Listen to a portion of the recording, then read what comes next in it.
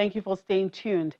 And despite the recent rollover of an OPEC-led pact designed to restrain any glut, the International Energy Agency expects the return of an oversupplied oil market next year. The Energy Agency, in its monthly report released on Friday last week, said the main message of its closely watched report was that oil supply in the first 6 months of 2019 had exceeded demand by 0.9 million barrels per day. The Organization of Petroleum Exporting Countries, in its monthly report outlook, also expects global demand for its crude oil to drop in 2020. Well, joining me now to look at these reports is the Chairman and CEO International Energy Services, Dr. Diro Fawibe. Good afternoon, Dr. Fawibe. Thank you for joining us on the show. Good afternoon. So I believe you have digested the oil market outlook report by the IEA and OPEC. What do you make of them? Well, I think both OPEC and the IEA, International Energy Agency, agreed essentially that the current market situation will be very tight for next year. Don't forget that the OPEC agreed in a few last week or so about maintaining the production cut for the next 9 months. That is running from now till March next year. And it's a case of wait and see what is going to happen next year. But indications show, or forecast shows, that next year there may be some glut in the oil market, especially given the fact that United States has increased production. Currently, U.S. is doing about 12 million barrels per day. And I will not record the episode in 2015 when the price of oil went down to as low as $30 per barrel. Saudi Arabia was shouting that U.S. was increasing production and OPEC should maintain its own quota and maintain its own share of the oil market. So it's about the same thing that may be happening, probably next year, when U.S. is increasing production and OPEC will be losing its market share.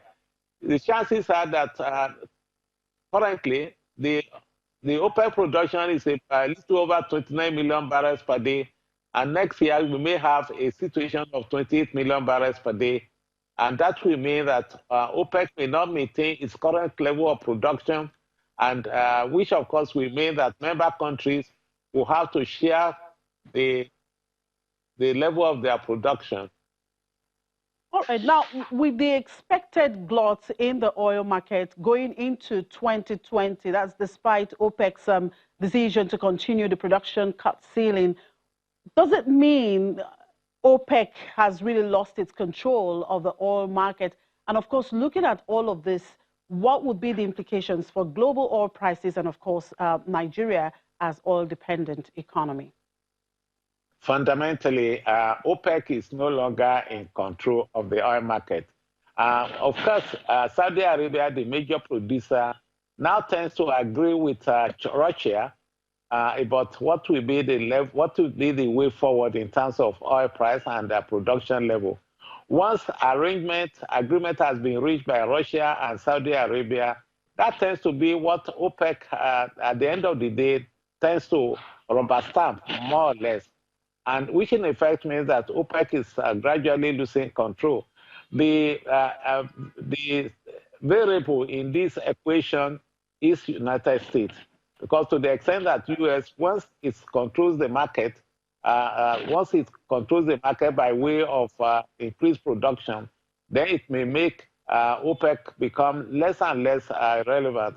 But coming to the main issue of the outlook, well, if there is no major upheaval in the oil any producing country, which of course used to happen many times, then if the production remains as it is, then and demand is going the way it's currently the situation, there will be a glut in the oil market.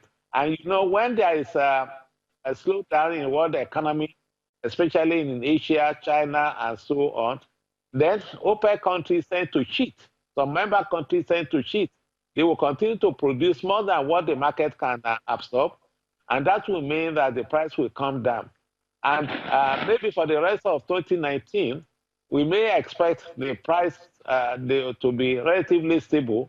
And of course, OPEC reserves the right to call emergency meeting if things tend to go overboard, whereby OPEC can decide to meet again and decide to have further cut in production, notwithstanding the fact that a decision has been taken to maintain the present cut in the price in the production for the next month. All right. Thank you for your time, Dr. Fawibe. Thank you for those updates there.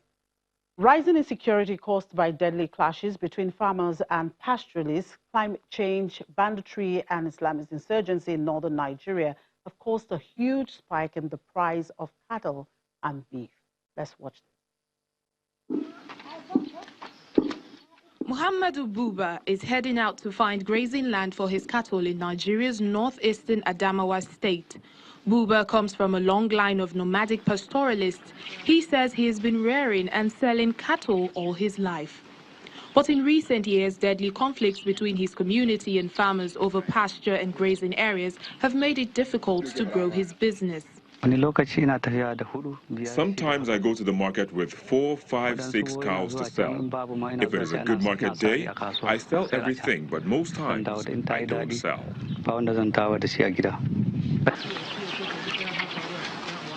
Climate change is also a factor.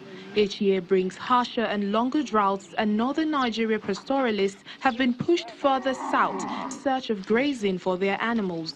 Research by the University of Ibadan shows that 15 of the country's 19 northern states are struggling with desertification, which means available grazing land in the north is diminishing at an alarming rate. The Ngugore market in the city of Yola is one of the 3 main cattle markets in Adamawa, where herders from the country's north and traders from neighboring Chad and Cameroon bring their cattle for sale. Traders say prices have dropped by nearly half and fewer cows are available at the market. Attacks on villages in northwest Nigeria, which the government blames on bandits, have also been reported lately, adding to security problems in a country already struggling with an Islamist insurgency.